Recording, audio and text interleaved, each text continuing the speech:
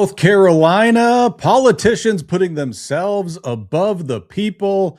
Joining me today is one of our field managers, Dan Stewart, DStu. How are you doing? Good, good. Thank you for having me on. Yeah, absolutely. You do some great work out there in South Carolina. We have some amazing Liberty legislators out there in South Carolina. What are the big things that these people are up to? Sure. So they've been up to a lot recently with the recent court case. They've been pushing for redistricting out there, redrawn one of the congressional districts to give them to make sure South Carolina is fully represented and has seven Republican seats in Congress. They've been fighting really hard on trying to give tax relief to the hardworking citizens out there. And more recently, they've been fighting hard to suspend the gas tax, especially with the conflict in Iran. We've seen just the price of gas soaring across the nation, including in South Carolina. So those are just a few of the things they've been working on, and more. And one of the bigger things they've worked on this session is fighting a huge politician pay raise that's moving through the legislature. Yeah, that is so fascinating to me. I mean, seeing that there's two different proposals. Maybe some folks are saying, give us an 80% pay increase, and other folks are saying, no, no, no, not good enough. We want a 112% increase, more than double our pay. Is that what's unfolding? Yeah, yeah, essentially. So, this fight has been going on for a long time. I think it was back in 2014, the legislature tried to slip in I think it was a 58% pay hike into the budget, and the governor at the time, Nikki Haley of all people, ended up vetoing it. Wow. Rhino Republican Nikki Haley ended up vetoing it. Darn. That Uh, surprises me. That really surprises me. Yeah. And then last year they tried to do the same thing. They put a 80% politician pay raise into the budget, and it ended up being signed into law. But there was a court challenge to it. And the court basically came back and they said, no, you violated the Constitution. You guys can't give yourselves a pay raise in the middle of session. It can only affect the next crop of legislators that are coming in. So the court ended up striking that down. So now they've gone back to trying to slip a pay raise into the budget. This will affect the next crop of legislators, but still they're trying to give themselves a pay raise. And I think it was earlier this week, the Senate passed the 112% pay raise. So they're coming at this from all angles. Yeah. What are these people paid now? I don't know what the South Carolina state legislatures get paid. Yeah, so their pay is pretty interesting. Per statute, they get $10,400 a year, but then they've also got another stream of revenue that's called in-district funding, basically. Mhm. They get $1,000 a month for their in-district. And that in-district is supposed to be used on, if they have an office in the district, if they travel across their district, supposed to use it on gas or different events for their district. But in practice, the way that works, because there are no really ethical rules against using that money for yourself. Mm. So that money is deposited directly into legislators' bank accounts. And like I said, there are no guardrails on using that money for yourself. So essentially, for all intents and purposes, it operates as additional salary. Yeah. So Yeah. altogether, you put that together, and they're making $22,400 a year. Yeah. Yeah. And just earlier this session, they passed that income tax bill, right? That ended up increasing income taxes on like a quarter of South Carolinians. Yeah, yeah, it was 22% of South Carolinians got an income tax hike because of that bill. Well, and not just that. So with that whole income tax bill, it was decoupling South Carolina from the federal income tax system. Hmm. But they're still operating under that system for now. So the House actually tried to conform their tax system for the next fiscal year, with the tax cuts that were in the big beautiful bill. So it would Mhm. have provided South Carolinians with some more tax relief. And that bill got sent on over to the Senate, and the Senate ended up rejecting it. Huh. Not only did the Senate vote to raise income taxes on thousands of South Carolinians, they also rejected tax relief for thousands of South Carolinians. Did you put this meme together? I just saw this online and just thought I've got to grab it and include that because that is perfect. South Carolina senators voting to double their own pay while raising income taxes on 22% of their own constituents. That is a fantastic meme. Is that your work? I did have some more radical ideas, but I don't think our lawyer would let me put them up. So I ended up going with that one. But yeah, it's insane. Well, and to top it all off, too, last year during the tort reform debate, Senator Tom Fernandez went to the floor and they're doing their back and forth. Did you knows? He says, Senator, did you know that I had the trial lawyers come to me and offer me fundraisers in the amount of $50,000 to $100,000 if I vote against this tort reform bill? And when he said it at the time, it was huge news, and then all kind of quietly went away. Well, just a couple weeks ago, Tom had posted on Facebook that someone from the FBI contacted him and wanted to know about the allegations of, essentially bribery. Yeah. So it sounds like the feds have opened up yet another investigation into the South Carolina legislators, and some of those senators who voted to give themselves a pay raise very well could be the ones under federal investigation. Wow. Well, let's take a look at this thing. So I think we've got the Senate vote. So what this was, boy, just a couple, 2, 3 days ago, huh? This thing got out of the Senate, looks like. Yeah, this is the 112% pay hike right here. So I think it's taken them to 47,500 or something in that ballpark figure.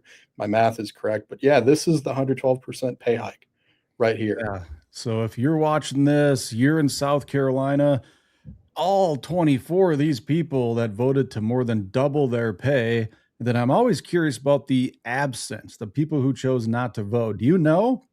Were these people absent for the session or do they just kind of take a walk at a convenient time? Well, sure. So there are a couple of lawmakers that aren't here, and those are people that aren't listed on here, and those are people who are present, not voting.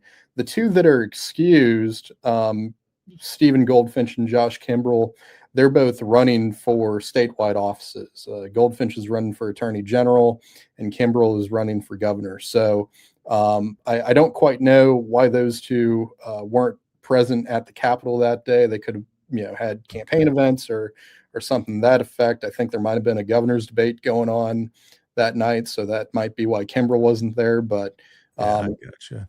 So we I shouldn't know dog there's them too much, but I'm curious. Something similar happened in Oklahoma just this week where the Senate president, Lonnie Paxton, was present. He was in the chamber, but chose not to vote on a couple bills that he was the author of, but clearly didn't want to be on the record supporting them or opposing them. So I thought maybe it's something similar here.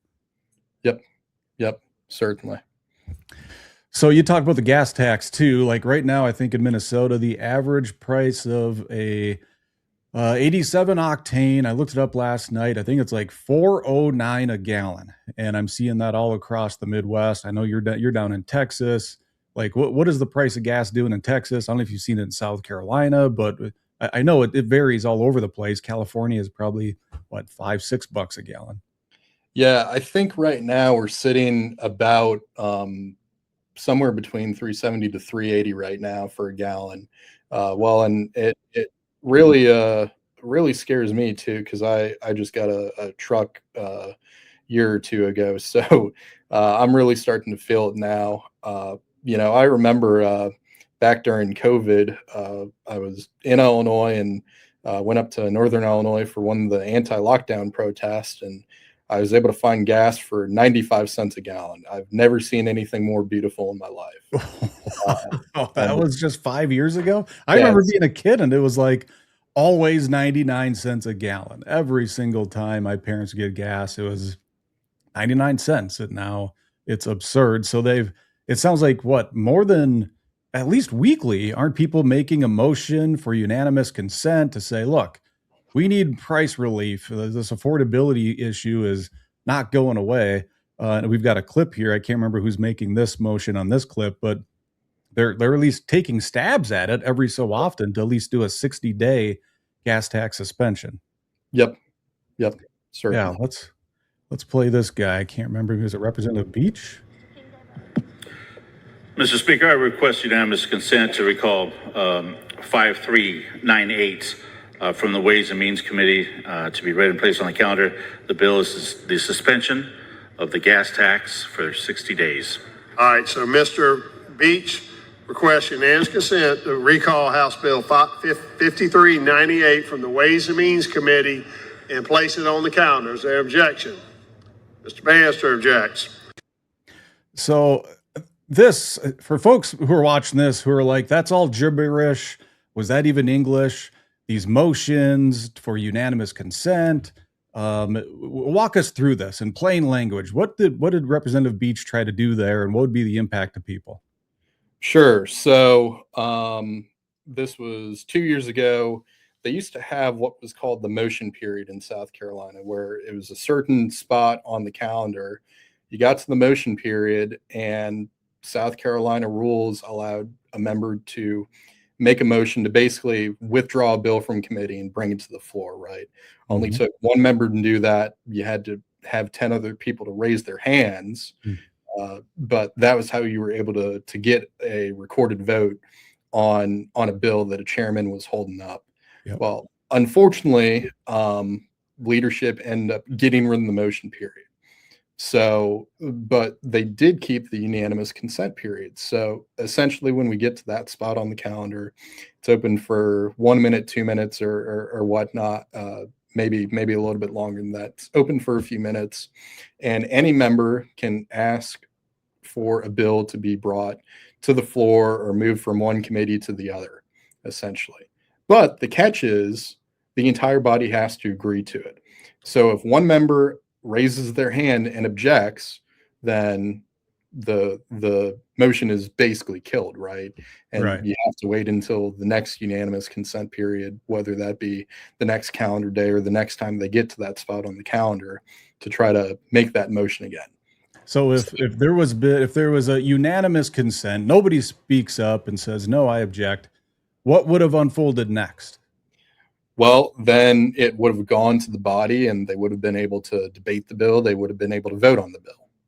Right. And ultimately, if they had passed it, I'm assuming it has to go back to the other chamber still, but there would have been a path to enact a 60-day gas tax suspension. Do you know what the per gallon gas tax rate is in South Carolina? I think they're sitting about $3.70 right now. $3.70? Yeah. What's the gas tax amount?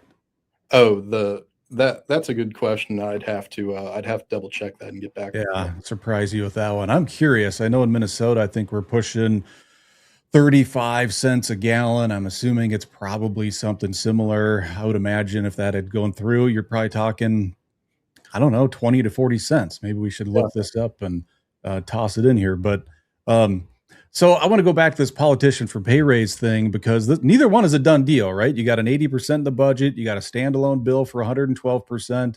But if folks are in South Carolina and they're going, no way, I don't get double pay. I'm not getting an 80% pay increase. People are lucky to get 3, 5, maybe 10%. Like what can we have people do who don't want their politicians to double their own pay? Sure. Well, number one, people need to call their legislators and tell them that they shouldn't be giving themselves a 112% or even 80% politician pay raise.